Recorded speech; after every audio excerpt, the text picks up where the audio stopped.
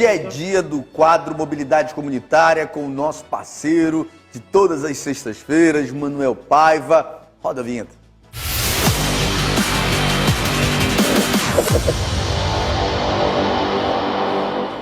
Bom dia, Manuel Paiva, seja bem-vindo mais uma vez, mais uma sexta aqui no programa Fiscaliza Geral. Bom dia, Alex, bom dia, Ananda, bom dia você telespectador que é fiel, que participa e que é da comunidade.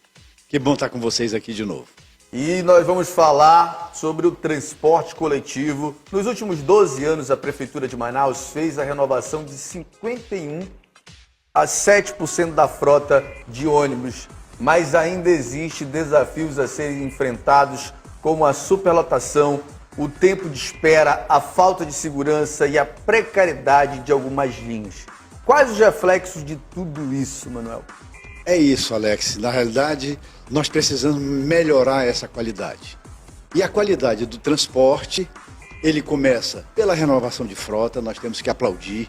Isso é importante para a cidade. O ônibus mais novo, ele gasta menos, ele não prega no meio da viagem, ele já vem com ar-condicionado, ele já vem com tecnologia embarcada e avançada de última geração, isso é muito importante. Mas isso não é o suficiente, né?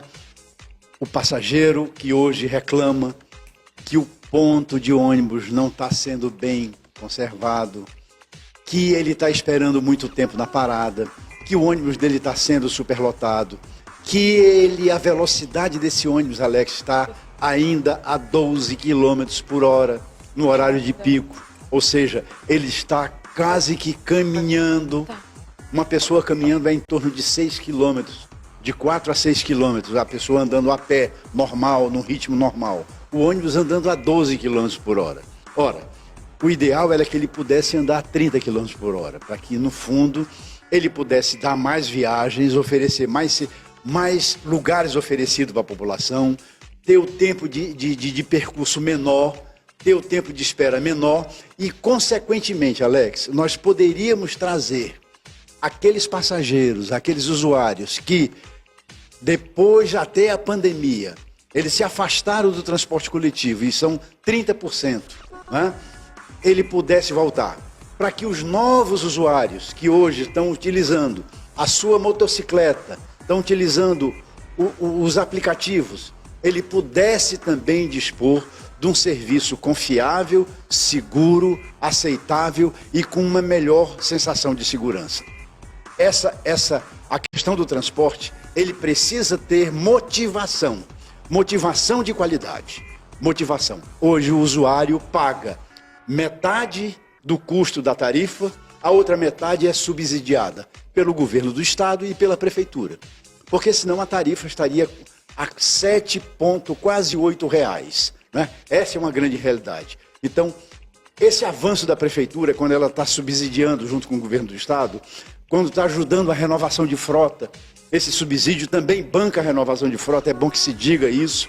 É bom que se diga também, Alex, que o governo federal ele precisa abrir uma linha de financiamento para que o empresário possa investir em veículos mais modernos, de maior capacidade, que tenham uma matriz energética mais adequada à natureza, por exemplo, matriz elétrica, a matriz a gás, para que o combustível, que é um combustível fóssil, que ele contribui para a poluição das cidades, pelo mal-estar de vida da população, possa cada vez mais ser substituído por matrizes que sejam mais amigáveis à população. Esse é o contexto geral que nós analisamos, a qualidade do sistema, ele precisa melhorar, essa cidade merece isso. A população lá da periferia merece isso, Alex. Quem mora no fundo do vale, que depende do transporte coletivo, ele merece ter um transporte digno, respeitoso, confiável e, acima de tudo, seguro. Agora, Manuel, a gente percebe que não tem, de fato, um planejamento em relação ao transporte coletivo aqui na cidade de Manaus, e isso não é de agora. Isso aqui a gente vai ver que sempre não teve ali uma alternativa para o transporte coletivo. a gente não tem uma linha exclusiva para ônibus, a gente não tem absolutamente nada. A gente percebe, por exemplo, eu vou falar de um país de primeiro mundo aqui, que é Paris. Eu estive no final do ano em Paris e lá o trânsito é um caos. É um caos, mas o transporte coletivo funciona. Estive em outras cidades ali da Europa e a gente percebe que o transporte coletivo ali funciona. Mas aí eu volto para o Brasil. Estive outro dia em São Paulo e a gente percebe também que em São Paulo o transporte coletivo funciona. Curitiba, o transporte coletivo funciona. Mas em Manaus a gente percebe que não existe ali um planejamento, uma política pública para que o transporte coletivo de fato aconteça. O que a gente tem são ônibus andando em todas as faixas, inclusive nas 3 faixas, e aí fica o transporte coletivo um caos, o trânsito um caos e a população pagando o preço por esses casos. Você foi perfeito, Alex. Você veja que hoje está tudo junto e misturado. Né? Constantino Neri, Noel Núteles, Estrada do Aleixo, todos os grandes corredores de ônibus, onde a própria Djalma Batista, né? Hoje todo mundo está perdendo tempo no trânsito, está todo mundo engarrafado. Isso gera um estresse, gera um mal-estar, gera uma baixa qualidade de vida, gera um desconforto. E você tem razão. Nós temos que partir, Manaus já merece, um transporte de maior capacidade, de média para cima. Isso quer dizer, nós temos que cair para cima ou subir um degrau em termos de qualidade. Por quê? Você colocou cidades como São Paulo, como Paris, como a cidade da Europa, como Bogotá, aqui na Colômbia, onde eles estão dando uma lição de como se faz mobilidade urbana, priorizando o transporte coletivo. Esse aqui é o fato. A mobilidade urbana não pode ser voltada exclusivamente para o automóvel particular. Não é querer ser seletista, não é querer transformar as cidades nos grandes corredores de ônibus, não. Nós temos que entender que aqui em Manaus, 60% da população que mora na periferia é pobre, ela necessita, depende do transporte coletivo, ela hoje disputa espaço no sistema viário com uma frota de veículos, somando o automóvel particular mais a motocicleta, que é 32% da frota, em torno de 95% da frota é ocupada por essas duas modalidades, as motocicletas e o automóvel particular. A parte dos ônibus, somando o ônibus do distrito industrial, que são 2.000 ônibus diariamente, o ônibus do transporte convencional, que são 1.200 ônibus do transporte comum, tem mais 400 ônibus do transporte alternativo, mais aqueles amarelinhos, né? O executivo também. Somando isso, 2% que nós oferecemos à população.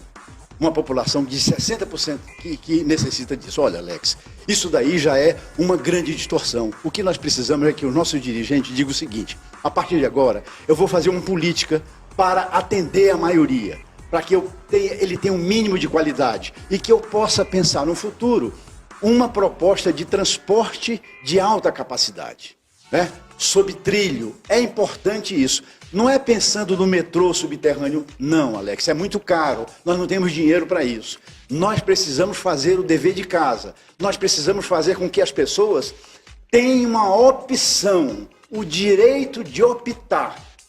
Quem quiser pode andar como quiser. Manaus, 20% ou mais, 22% da população anda a pé, mas ela não tem onde andar a pé, porque não tem calçada adequada. As calçadas são irregulares. Ou seja, a gente tem que ver essa mobilidade nesse aspecto. Como é que a população se desloca? Olha, veja bem, Alex, a Cidade Nova hoje, a Zona Norte, é uma cidade, é uma área da cidade pujante, independente financeiramente. Ela tem lá os shoppings, serviços, diversão, lazer, educação, tudo que a população sempre quis. Se a gente compara com cidade há 30 anos atrás, todo mundo tinha que se deslocar para o centro. Hoje não. Ela se desloca ali naquele núcleo lá, ela atende lá. Mas se você anda por lá na Noel Núteles, é um tumulto muito grande. A Noel Núteles é uma das vias que mais acontece acidente. Ou seja, alguma coisa está errada. Nós temos que dizer, jogar com o que a população está jogando, Alex. As pessoas que moram no Alfredo Nascimento, elas levam, às vezes, 45 minutos para pegar um ônibus que vai transbordá-la do seu bairro até o terminal T4 ali na Cidade Nova. Isso não é justo.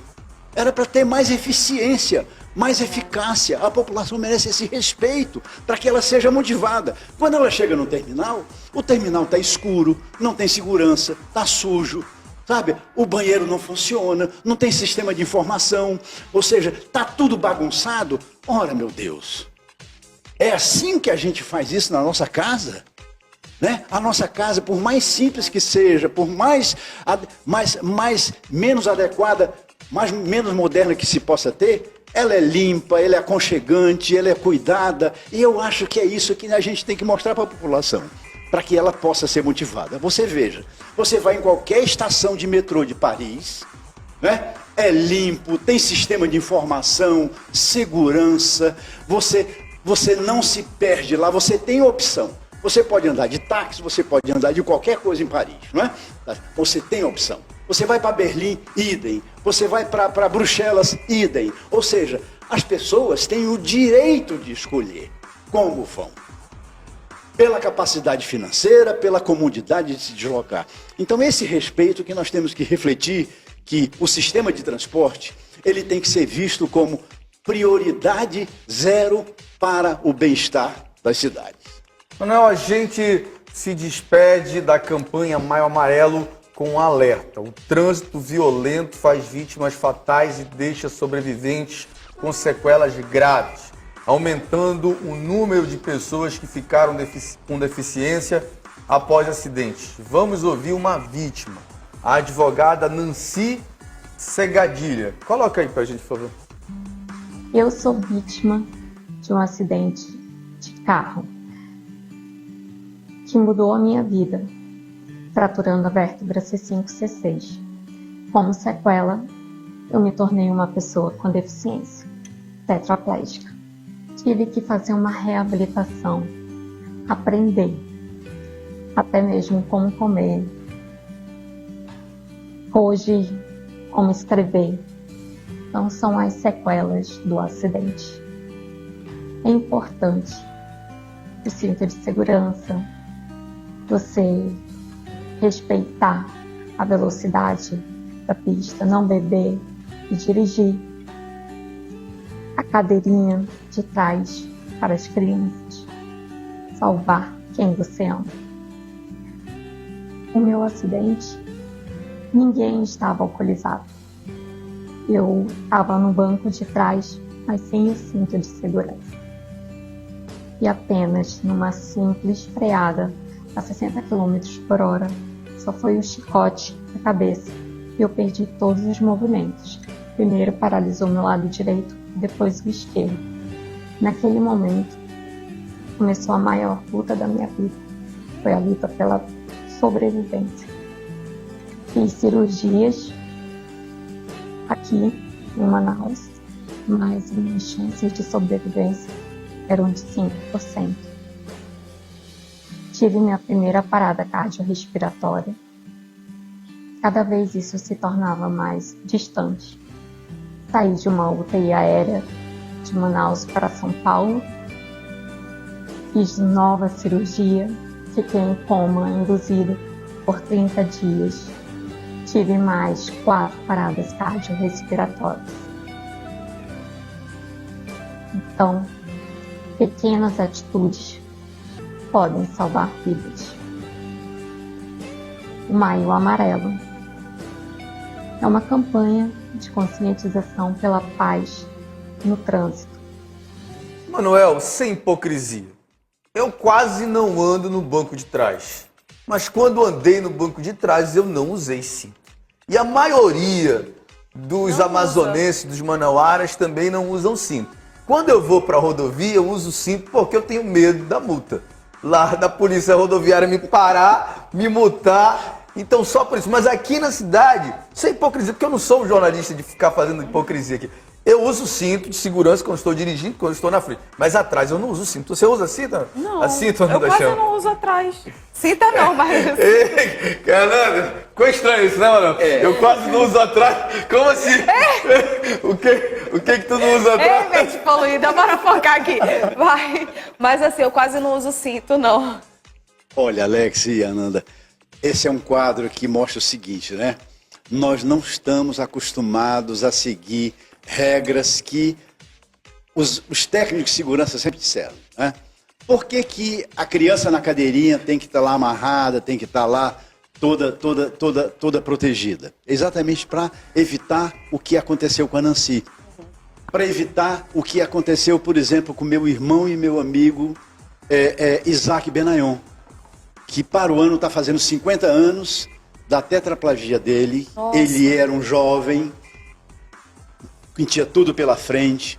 Ele tomou umas cervejinhas a mais e ali na Torquato Tapajós, com a entrada do Santos Dumont, que vai para o aeroporto, ele efetivamente sofreu um acidente e ficou tetraplégico. E ele faz 49 anos agora, esse ano, de estar na cadeira de roda. Tem um meu irmão, meu amigo, o Isaac, ele é presidente da DEFA. Tem outro meu irmão, o Ronaldo André Brasil, outro também, um jovem excepcional. Ele é presidente do Centro de Vida Independente do Amazonas. Ele faz uma obra de recuperação para pessoas com deficiências fantásticas. Ele também é mais uma vítima do trânsito, dessa violência do trânsito, onde na realidade ele também ele é um exemplo vivo de testemunho de que nós temos que ter cuidado, né? A primeira pessoa que eu convivi para saber o quanto é difícil, Alex, eu estou refletindo muito mais o que uma pessoa com deficiência ela tem de dificuldade no seu dia a dia. É isso que Primeiro, eu ia perguntar. A calçada já começa pela eu diria rua o também, seguinte, O próprio né? transporte coletivo que não é adequado para preconceito.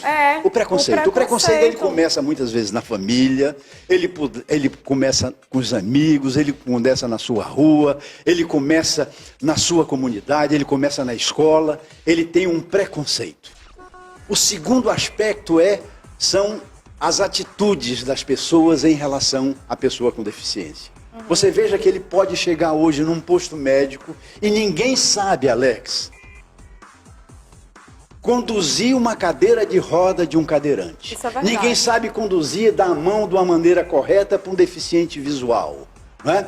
As pessoas não têm uma rede de atendimento para outro tipo de deficiência, o auditivo, porque não tem lá o auditivo, não tem lá a linguagem das libras. Ou seja, essas atitudes, né, elas dificultam a vida de tudo. E aí vem o terceiro grande desafio, que são as barreiras arquitetônicas, né?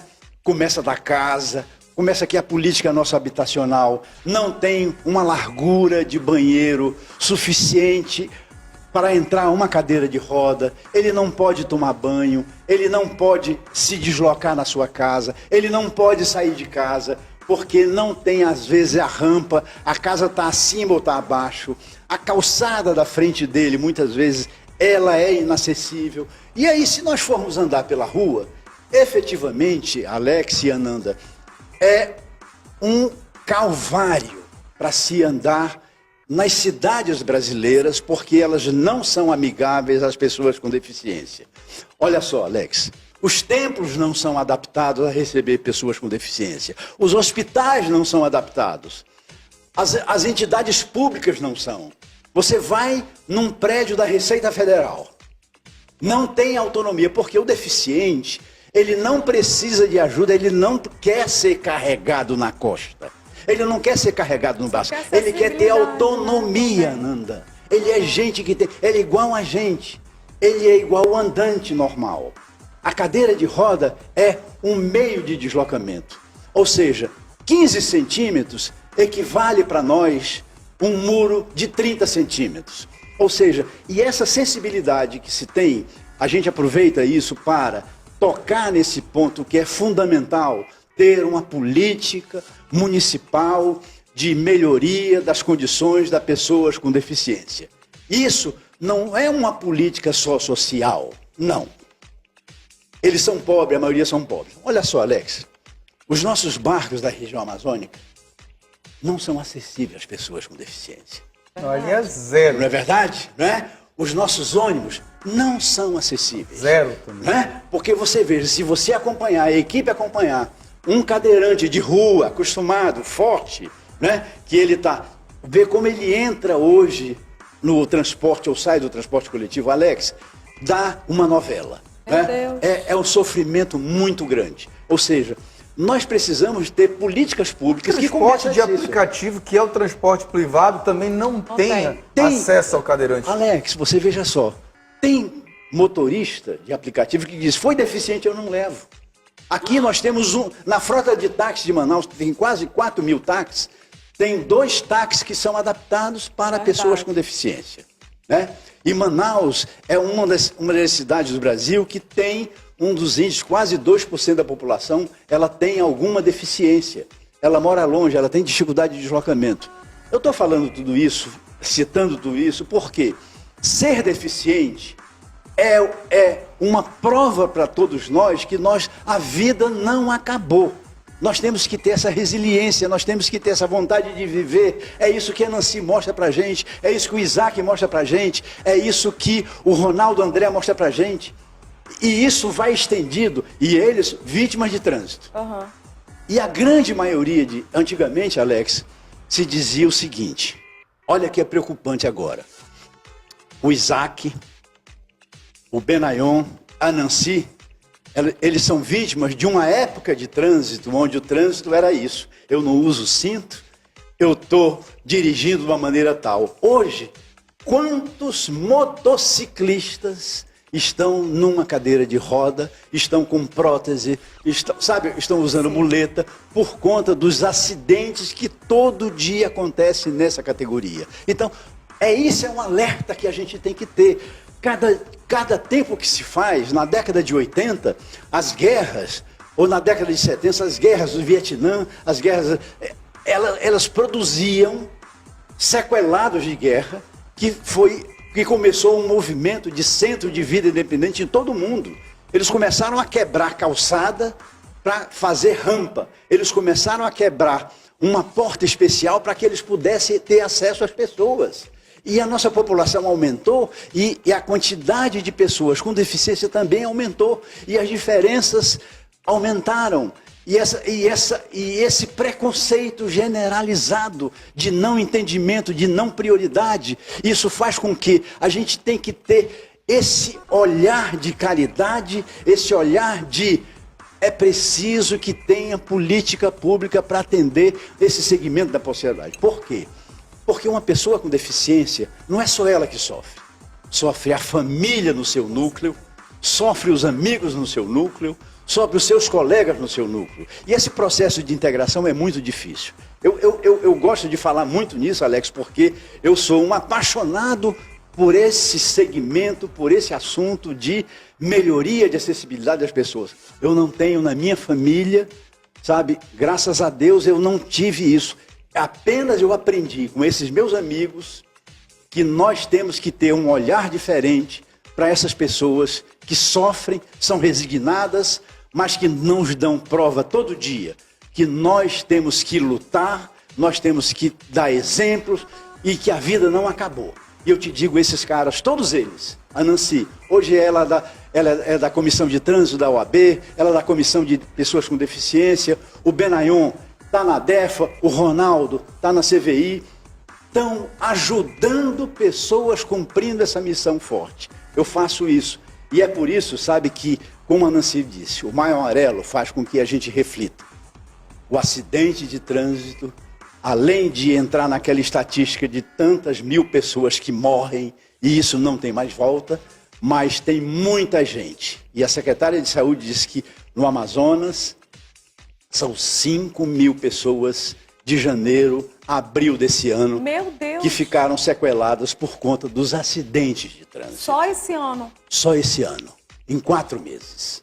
Né? Ou seja, isso é um alerta de que nós temos que estancar a origem Nós temos que estancar, melhorar esse atendimento a essas pessoas sequeladas.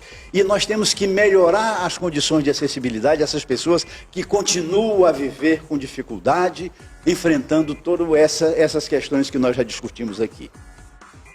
E um assunto que não podemos deixar de abordar é a instalação dos novos radares eletrônicos. Os locais instalados realmente são pontos de acidente de trânsito? Isso é uma pergunta e eu já deixo essa pergunta aqui para o senhor.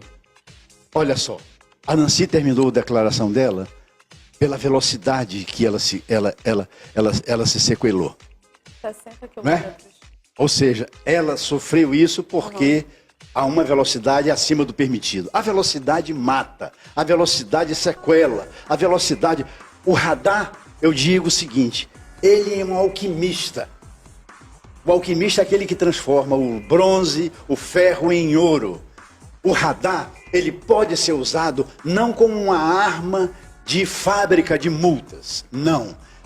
Ele deve ser usado como um alquimista da mobilidade segura, com prioridade à vida, com prioridade a ninguém se machucar. Então ele é importante. Esses 7 primeiros radares que vão ser implantados lá na Estrada do Turismo, é uma rodovia estadual, onde começa lá no Joelza, lá naquela interseção do Joelza com a M010 e vai até a Estrada da Ponta Negra.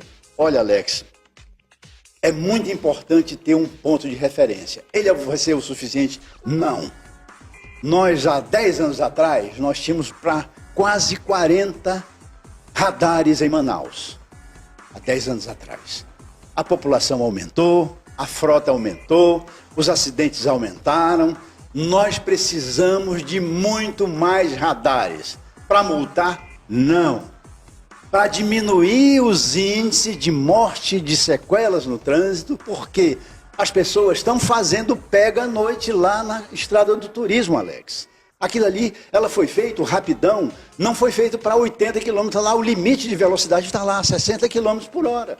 Os caras estão andando a 120, os caras estão andando a 150 km por hora. Com carro não, com manutenção. O que se quer? Brincar com a vida? Roleta russa, não é? Constantino Neri, Torquato Tapajós, idem. Ou seja, Avenida das Torres, idem. É necessário que se diga o seguinte, irmão, você quer brincar com a vida? Nós queremos proteger tua família, te proteger a comunidade. Nós não queremos isso. Você vai pagar caro por isso.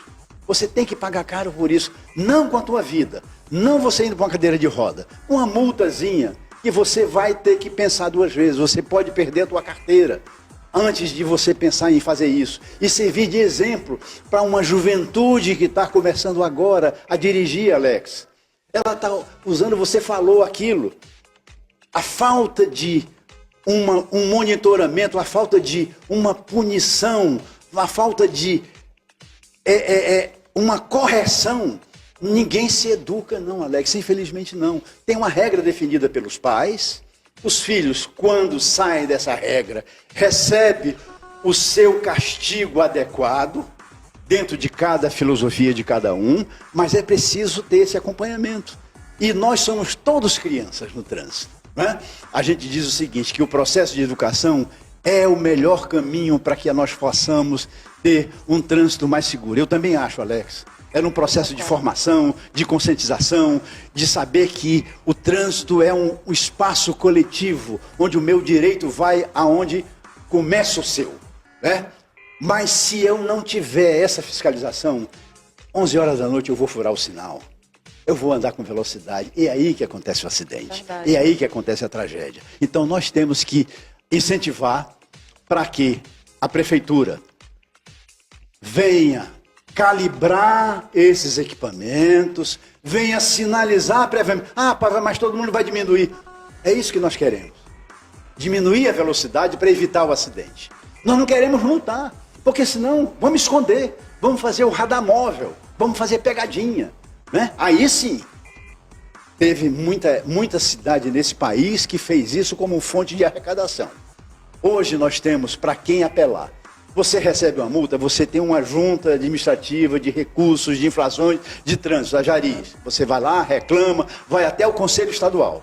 Você tem todo o direito de se defender. Ou seja, mas se você foi pego furando o sinal, fazendo manobra inadequada, a gente vê todo dia, né? Você, com alta velocidade, você tem que ser punido. O código está lá, ninguém colocou isso de graça.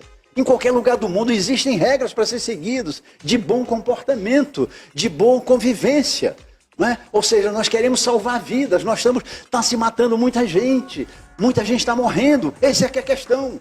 E não é por decreto que nós vamos, não é quer dizer, está todo mundo consciente. Não, as pessoas vão estar conscientes à medida em que o poder público está presente na rua.